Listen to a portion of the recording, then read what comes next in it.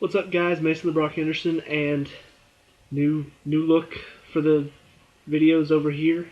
Um, about the same, just moved down and more comfortable for me. So yeah, that's what I'm gonna go with there. Um, but this is Criminal Minds, season 11, episode 10, and gotta say, it really toned it down, in my opinion. Um, the case was fairly straightforward. Nothing really surprising. I practically predicted most of what was going to happen throughout most of the episode. And then on the outside, the hitman going after Garcia, it's like they started off Rossi's encouraging her, which she's been getting encouragement from Hotch already. Now Rossi's encouraging her, and then it ends with this cliffhanger, which is just like, why, why are you teasing me with this? Because I'm gonna be honest, that's the only thing that this episode really meant. The case itself was really dull, boring, just so straightforward. You got this guy who he's got a god complex. He thinks he can save people using this mixture of recipes or whatever he's trying to create. Involved with the Fountain of Youth, uh, jellyfish that come from there. He's doing all this weird stuff. And at first, it was, they kept it hidden at first what exactly he was doing. And so whenever they're autopsying the bodies, it's like, we found her blood in his body. It's just like, whoa, that's weird. And we also found animal DNA in his.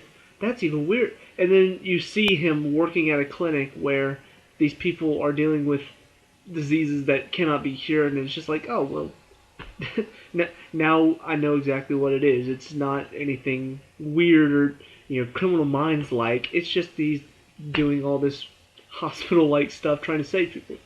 So it took away from kind of the shock value, and I've talked about this in a few other Criminal Minds reviews, that one of the things that I enjoy about the show is when it kind of does something shocking with the bad guy. Whenever they're doing something really weird, like keeping severed heads in a freezer, or taking out the hearts and eating them.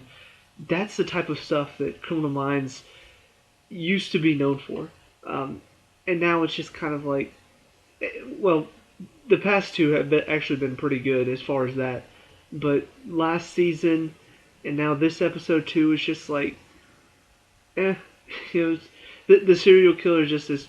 He's just this psychopath who thinks he's saving people. So I don't know. It was kind of dull. You know that the girl that he's kidnapped is not gonna die at the end. You know they're gonna save her. I kind of figured the old lady that he was trying to cure was gonna die.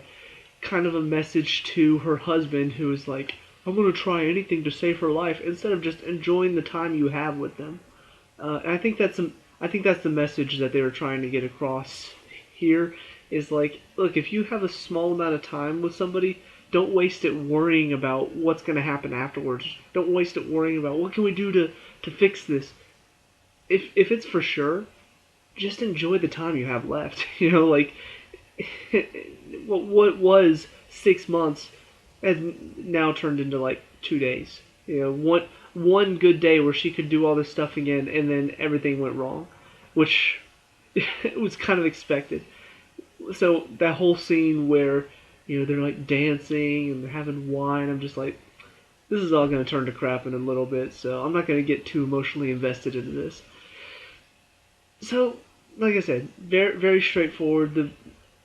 The other lesson that they, I guess, were trying to teach is, if you're old and senile, don't scare little kids, because one of them might grow up to a psychopath who uses what you said to him as a little kid to fuel his psychosis. I don't know if what that old man said to he was pretty much saying, you know what you're looking at? You're looking at a mirror. One day you're gonna look like me too. And that scared him. But what they didn't really touch on is that what made him a psychopath? Like, is that thought what like haunted him throughout his entire childhood, to the point where he turned into a sociopath, or was he just a psychopath who used that as like the fuel for his psychosis? They never talked about that. If they did, it was so short that I missed it. Um, so it was weird, the fact that something that he heard as a 7-year-old is the reason why he's doing crazy stuff now in his late 20s. So I don't know. That was weird. So I'm frustrated because not only was it kind of a pointless episode, it's the last one we get until January. So I've got a few weeks to kind of mull on this episode and just be like, well, this sucks. I've got nothing to go on. The only thing that really happened is at the very end, Hotch is like, we have a lead in the case to get to the Hitman. And is like getting Garcia in the elevator to go. And then it's like, to be continued. I'm like, what? Like, you give us 30 seconds of information about the Hitman story, which is what I'm watching the show for right now. And then you say to be continued and expect me to wait, what, 3 weeks? No. I disagree. I hate you. No, actually, it may be 4 weeks. I was looking at the next Criminal Minds date for the episode. Can't remember if it was December or no, not December, January. Oh my gosh. It's January 13th.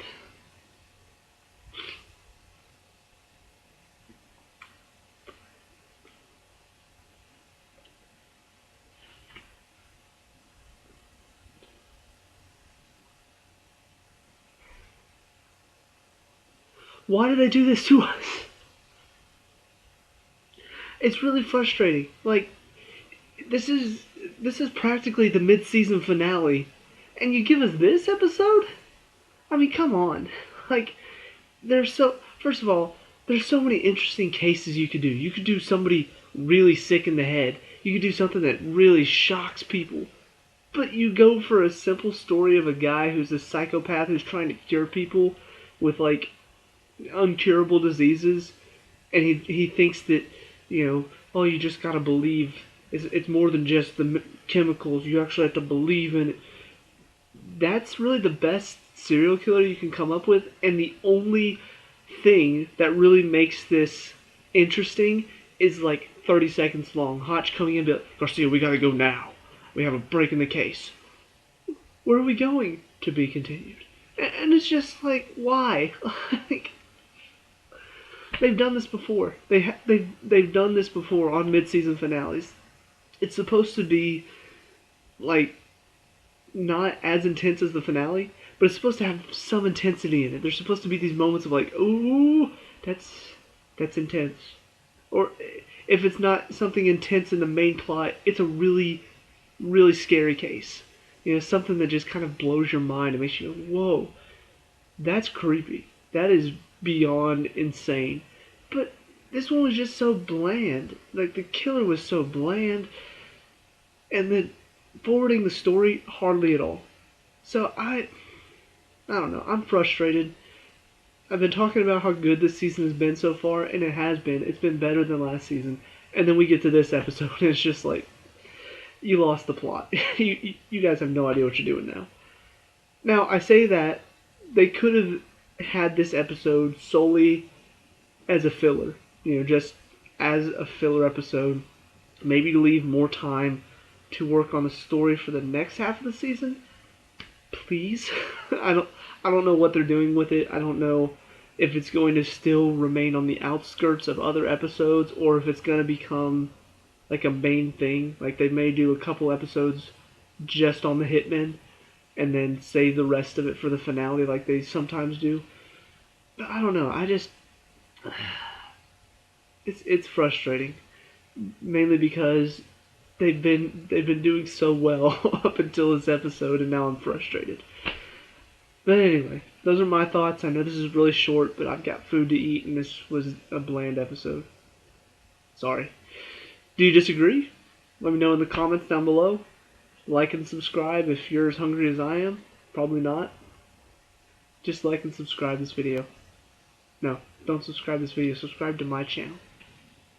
That's what my befuddled, hungry mind is trying to say right now. I'll see you at the next review. Peace out.